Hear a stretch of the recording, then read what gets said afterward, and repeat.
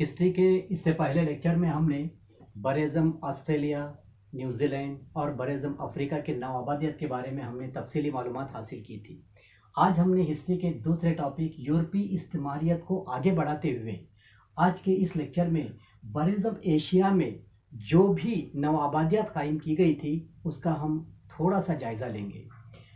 बरेज़म Asia में अंग्रेज़ी हुक्मरानों का यही मकसद था कि अपनी नवआबादियात को दूसरी यूरोपी अक़वाम की नवआबादियात से हिफाजत करना और अपनी तिजारत को फ़रोग़ देना, ये बरतानवी हुक्मरानों का मकसद था।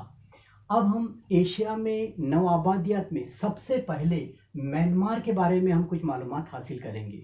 ये म्यांमार ये हमारे मुल्क हिंदुस्तान का एक पड़ोस मुल्क है।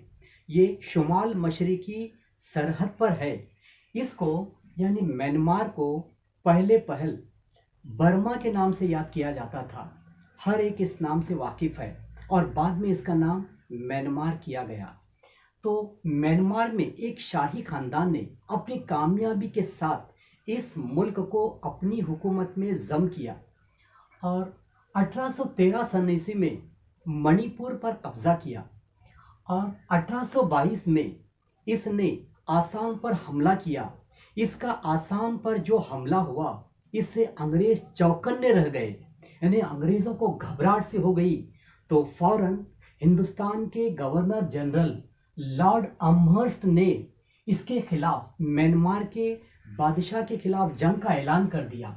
इस जंग को पहली एंग्लो बर्मी जंग के नाम से याद किया जाता है। बर्मी यानी बर्मा की, पहली एंग्लो बर्मी जंग के नाम से याद किया जाता है। इस जंग के दौरान बरतानवी बहरिया ने आसानी से रंगून बंदरगाह पर अपना कब्जा किया और एक मुआहदा दस्तखत किया गया इस बर्मा के बादशाह और अंग्रेज़ों के दरमियान।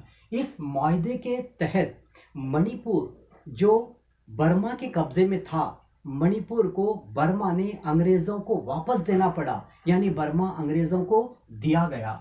और फिर वहाँ के जंगलात, वहाँ के साहिली इलाके और वहाँ के काने ये तमाम अंग्रेज़ों के इख्तियार में आ गए और बतौर मुआवजा यानी फ़ौजी अखराजात का एक मुआवजे के तौर पर अंग्रेज़ों ने बर्मा के बादशाह से एक बड़ी रकम हासिल की। ये तमाम क्या थे कि ये असरात थे इस जंग के। इसके साथ साथ इसका जो उस दौर का जो सदर मुकाम था उसका नाम था इनवा। इनवा में एक ब्रिटिश यानी अंग्रेज़ी रेजिडेंट को मुकर्रर किया गया। इस तरह से पहली जंग ख़त्म हो गई। इसके बाद लॉर्ड डलहौजी के दौर में दूसरी एंग्लो बर्मी जंग शुरू हो गई, इसलिए कि बर्मा की नज़्म व नस्क ने वहाँ के मुकीम 2 अफराद पर जुर्माना आयद किया। तो ये एक बहाना मिल गया अंग्रेज़ी हुकूमत को। इसको बहाने के तौर पर लॉर्ड डलहौजी ने बर्मा के खिलाफ जंग का मंसूबा बनाया और जंग का ऐलान भी कर दिया। और इसने जॉन लैम्बर्ट जो एक वहाँ का वायसराय था हिंदुस्तान का, उसकी सरबराही में एक फ़ौज को बर्मा के खिलाफ रवाना किया और फिर जंग शुरू हो गई। और इस जंग के दौरान रंगून, पेगू और प्रोम के इलाकों पर अंग्रेज़ों का कब्ज़ा हो गया और फिर म्यांमार का जितना भी साहिली इलाका था वहाँ पर अंग्रेज़ों ने अपने इक़्तिदार को कायम किया। और फिर वियतनाम जो पहले ही से फ्रांसीसियों के ज़ेर असर था, यानी वहाँ वियतनाम पर फ्रांसीसियों का इख्तिदार कायम था पहले से, फिर भी बर्मा के बादशाह ने फ्रांसीसियों के साथ दोस्ताना ताल्लुकात कायम करने लगे। लेकिन ये दोस्ताना ताल्लुकात अंग्रेज़ों के खिलाफ अंग्रेज़ों को तकलीफ़ पहुँचाए। और इसके बाद थीबा जो बर्मा का बादशाह था, इसने इटली और जर्मनी के साथ मुआहदे की कोशिश की। ये तमाम ऐसे हालात थे, इन हालात ने अंग्रेज़ों को अपने लिए खतरे की घंटी महसूस करने का मौका दिए। अंग्रेज़ों ने समझा ये तमाम असबाब उनके लिए खतरे की घंटी है, इसलिए फ़ौरन उन्होंने क्या किया कि थीबा जो बादशाह था बर्मा का, उसके खिलाफ जंग का ऐलान कर दिया उस वक्त, जबकि इस थीबाओ ने अंग्रेजी company Bombay Burma trading corporation पर जुर्माना आयद किया था। यही मौके को देखकर उन्होंने जंग का ऐलान कर दिए और फिर लॉर्ड डफरिन ने अपनी फौज को फौरन भेज दिया, भेजकर जंग का ऐलान किया 1885 में बर्मा के खिलाफ। और ये जंग जो एंग्लो बर्मी की तीसरी जंग कहलाती है, ये जंग 1885 में शुरू हुई। लॉर्ड डफरिन ने जो तीसरी जंग का जो ऐलान किया, इस जंग के दौरान मंडालय शहर पर अंग्रेजों का कब्जा हो गया और उसके बाद यहाँ का जो हुक्मरान थीबा था ये अपने आप हथियार डाल दिया और अंग्रेजों के हवाले हो गया। और इतना ही नहीं बल्कि शुमाली म्यांमार का पूरा इलाका अंग्रेजों के कब्जे में आ गया। 1935 में म्यांमार को हिंदुस्तानी इलाके से अलग करने के लिए एक एक्ट पास किया गया। उस एक्ट की मदद से इसको अलग किया गया और फिर 1948 में म्यांमार ने अपनी आज़ादी हासिल की, क्योंकि म्यांमार को अपनी आज़ादी हासिल करने के लिए 1947 में हिंदुस्तान ने आज़ादी की थी। यही हिंदुस्तान की आज़ादी ने म्यांमार को उकसाया अंग्रेज़ों के खिलाफ आज़ादी हासिल करने के लिए और फिर 1948 में म्यांमार यानी बर्मा ने अपनी आज़ादी का ऐलान किया। इस तरह से म्यांमार आज़ाद हो गया अंग्रेज़ी इख्तिदार से। अब हम थोड़ी सी मालूमात हासिल करेंगे नेपाल के बारे में। ये नेपाल हिंदुस्तान के हिमालय इलाके में एक छोटी सी सल्तनत, यहाँ पर अंग्रेज़ों ने अपने नुमाइंदे भेजकर अपनी नवाबादियात कायम करना चाहते थे, लेकिन ये जवाब हासिल करना चाहते थे, लेकिन इन नुमाइंदों को कोई तसल्ली बख्श या कोई मुनासिब जवाब नहीं मिला।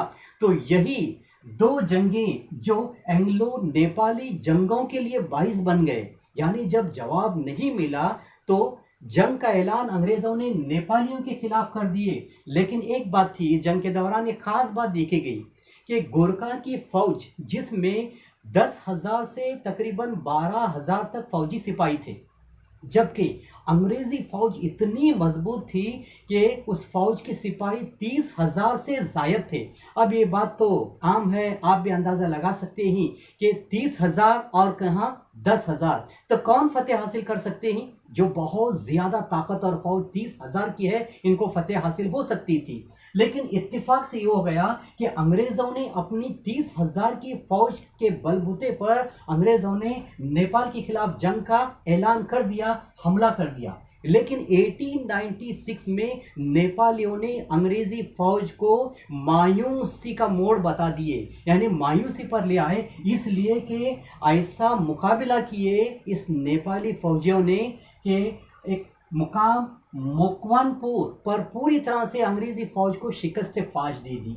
तो इससे क्या हो गया कि अंग्रेज मजबूर हो गए, अंग्रेज हार मान लिए, हथियार डाल दिए और अंग्रेजों ने जो इलाके हासिल किए थे, जैसे तेराई, कुमान, गारहौल, ये तमाम इलाके वापस किसको, नेपालियों को लौटाने पड़े। और 1923 में खटमंडू, जो नेपाल का सदर मकाम, यहाँ पर अंग्रेजों का एक रेजिडेंट मुकर्रर किए और फिर इस नेपाल के इख्तिदार आला को अंग्रेजों ने मान लिए। इस तरह से नेपाल में अंग्रेजों ने जो कोशिश किए थे, उस कोशिश में उनको नाकामयाबी हो गई। अब हम इसके साथ साथ सिक्किम के बारे में थोड़ी सी मालूमात हासिल करेंगे।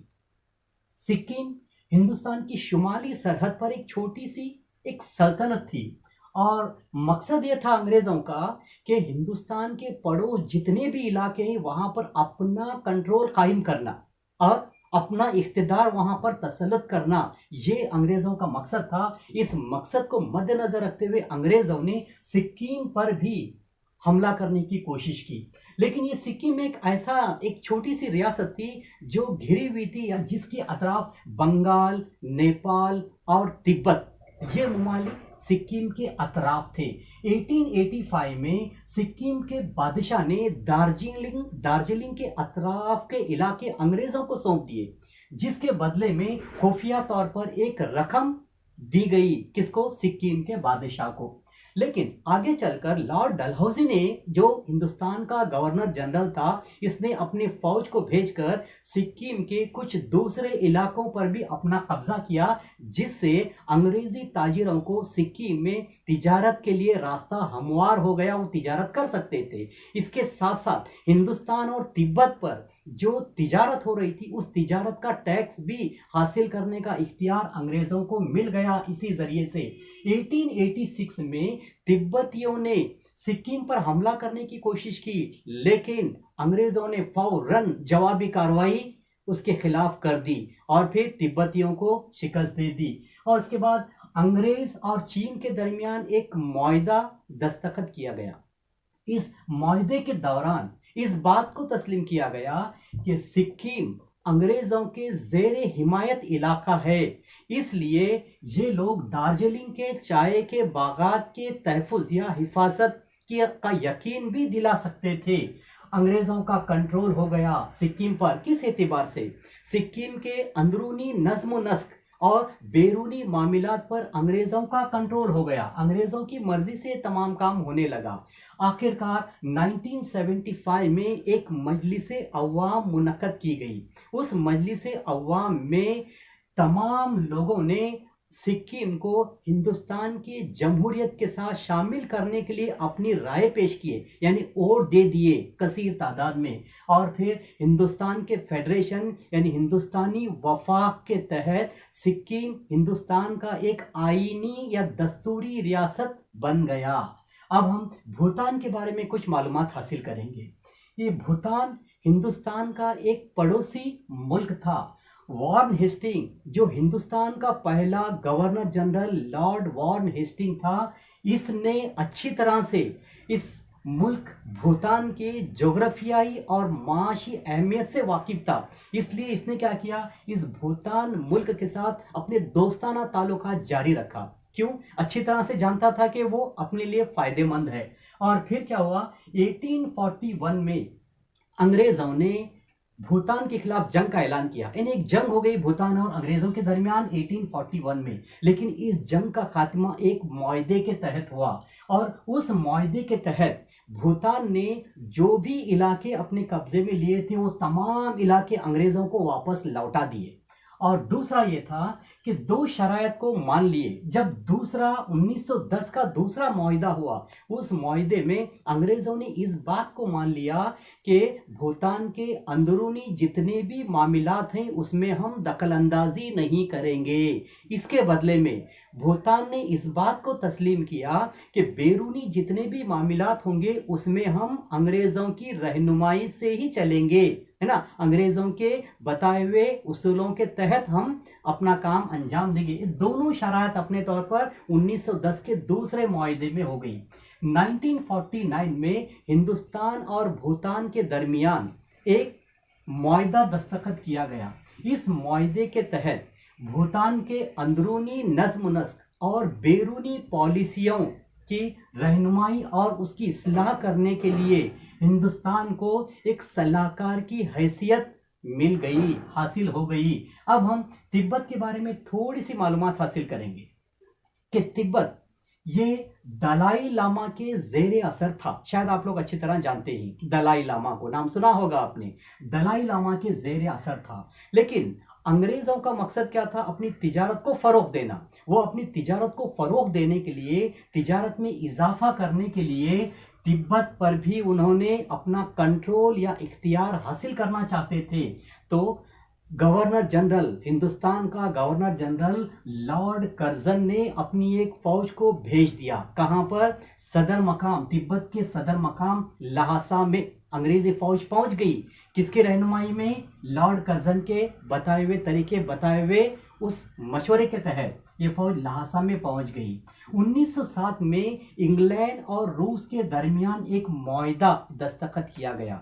उस मुआहदे में चीन के सियासी हुकूमत को ज्यादातर कबूल किया गया और फिर चीन ने इसी तरह दावा किया इस बात का कि तिब्बत अपना एक मुकम्मल हिस्सा है।